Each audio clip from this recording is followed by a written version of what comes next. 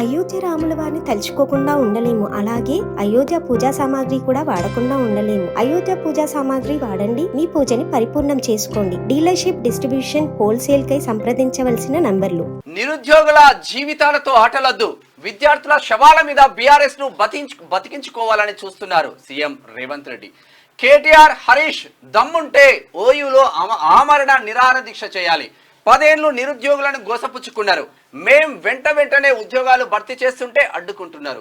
పోటీ పరీక్షలు వాయిదా వేస్తే కోచింగ్ సెంటర్లే లాభపడతాయి. అందుకే కిరాయి మనుషులతో ధర్నాలు చేస్తున్నారు. కేసీఆర్, నీకు ముందుంది ముసళ్ళ పండగ.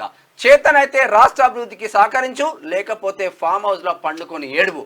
కాళ్ళలో కట్ట పెట్టాలని చూస్తే వీపులు విమానం మోగుతాయని హెచ్చరించారు. ప్రాబ్లం లేదు కానీ కొంచెం అయితే 100% డిఎస్సి పైన 100% నిర్ణయం తీసుకోవాల్సిందే. అంటే అది ఇప్పుడు నిరుద్యోగుల నుంచి డైరెక్ట్ గా వస్తుంది అది, కాబట్టి దాన్ని వాళ్ళు క్యాచ్ చేసుకుంటారు. క్యాచ్ చేసుకునే అవకాశం మీరు ఎందుకు ఇస్తారు?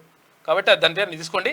నిరుద్యోగుల భావోద్వేగాలతో రాజకీయ లబ్ధి పొందేందుకు కేటీఆర్, అటు హరీష్ రావు కుట్ర చేస్తున్నారని, విద్యార్థుల శవాల మీద బీఆర్ఎస్ పార్టీని బతికించుకోవాలని చూస్తున్నారని సీఎం రేవంత్ రెడ్డి మండిపడ్డారు.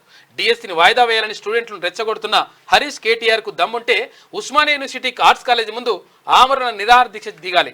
అయితే మిమ్మల్ని ఎవరు ఆపరు, మేమే మీకు కాపలా ఇస్తాం. ఎన్ని రోజులు దీక్ష చేస్తారో చూద్దాం. మీ బావబామరుదులు ఇద్దరికీ నిజంగా నిరుద్యోగుల మీద ప్రేమ ఉంటే ఆర్ట్స్ కాలేజీకి వద్దకు రండి అని ఆయన సవాల్ విసిరారు. పోటీ పరీక్షలు వాయిదా వేస్తే ప్రభుత్వానికి వచ్చే నష్టం లేదు, 100% నష్టం లేదు, ఇంకా లాభమే ఉంటుంది. కారణం కూడా చెప్తాను. ఇక్కడ ఇక విషయం వచ్చింది కాబట్టి ఎందుకని లాభం ఉంటుంది అంటే, ఒకవేళ ఇప్పుడు 3 నెలలు ముందు నింపినాం అనుకో, 3 నెలలు ముందు నింపితే వీళ్ళకు అంటే జీతాలు ఇవ్వాలి కదా, ఆ జీతాలు మిగులుతాయి.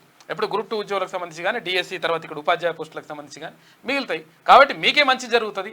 అంటే మీకంటే అక్కడ డిమాండ్ వస్తుంది. కాబట్టి దీని నిర్ణయం 100% తీసుకోండి. ఇది దాన్ని బాగా బదనాం చేయాలని, ప్రభుత్వాన్ని బదనాం చేయాలని చూస్తున్నారు. అటువంటి అవకాశం ఇవ్వండి అని చెప్పేసి, ఇవ్వద్దని చెప్పేసి మిమ్మల్ని రిక్వెస్ట్ చేస్తున్నాం. మళ్ళీ అంటే అడిగే చెప్పేది అందుకే అనమాట. ఇక పోటీ పరీక్షలు వాయిదా వేస్తే ప్రభుత్వానికి వచ్చే నష్టం లేదని, కానీ లక్షలాది మంది నిరుద్యోగుల జీవితాలు ఆగమైపోతాయని, కోచింగ్ సెంటర్లు లాభపడతాయని తెలిపారు. నిరుద్యోగుల జీవితాలతో ఆటలాడొద్దన్నారు. అయితే మహబూబ్నగర్ జిల్లా కేంద్రంలో మంగళవారం సాయంత్రం ఏర్పాటు చేసిన కాంగ్రెస్ ముఖ్య కార్యకర్తల సమావేశానికి సీఎం రేవంత్ రెడ్డి చీఫ్ గెస్ట్గా హాజరై మాట్లాడారు. అయితే కేసీఆర్ ఎప్పుడు బలహీనపడతాడో, అప్పుడు పతనమవుతాడో, అప్పుడు విద్యార్థులను రెచ్చగొడతాడు, వారిని సావగొట్టి వారి శవాల మీద పార్టీని బతికించుకోవాలనే ప్రయత్నం చేస్తాడు. 6 అడుగులు ఉన్న హరీష్ రావు తెలంగాణ ఉద్యమంలో 100 రూపాయలు పెట్టి పెట్రోల్ తెచ్చుకున్నాడు, కానీ 10 పైసలు పెట్టి అగ్గిపెట్టె తెచ్చుకోలే. ఈయన నాడు డ్రామాలాడితే అది నిజమని నమ్మిన శ్రీకాంతాచారి లాంటి వందలాది మంది తెలంగాణ రాష్ట్రం కోసం ప్రాణత్యాగం చేసుకున్నారు. కానీ కేసీఆర్ కుటుంబంలో ఒక్కరైనా బలిదానం చేసుకున్నారా? లేదు. అయితే అని నిలదీశారు. ఇప్పుడు అధికారం కోల్పోయిన బీఆర్ఎస్ నేతలు మళ్ళీ అలాంటి యాక్టింగ్ మొదలుపెట్టారని ఆగ్రహం వ్యక్తం చేసిండ్రు. వాళ్ళు యాక్టింగ్ చేసిండ్రు కాకపోతే ఏంటంటే నిరుద్యోగులు కూడా కోరుతున్నారు. కాబట్టి దానిపైన నిర్ణయం తీసుకోండి. సరే, పోస్ట్పోన్ చేస్తే కోచింగ్ సెంటర్లు లాభపడతాయా లాస్ అవుతాయా పక్కన పెడితే, నిరుద్యోగుల ఎట్లా ఇప్పుడు చదువుకోవాలి 10 ఏళ్ళు 20 ఏళ్ళు మొత్తం కూడా నాశనం అయిపోయింది గత ప్రభుత్వం వల్ల. మీరు మంచి చేస్తా అంటున్నారు, చేయండి. కానీ ఇప్పుడు 3 నెలలు పోతే పెద్ద ప్రాబ్లం ఏం లేదు, మీరు నిర్ణయం తీసుకోండి.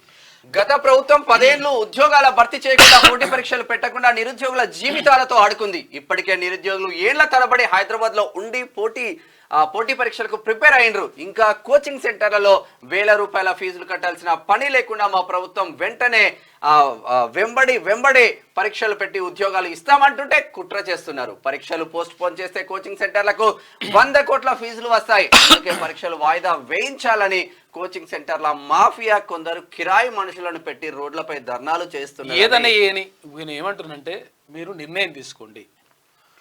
ఇక్కడ ఉమ్మడి మహబూబ్నగర్ జిల్లా మహిళా సమాఖ్య 3680 334 కోట్ల 2 లక్షల రూపాయలు నిన్న ఇస్తా ఉన్నారు.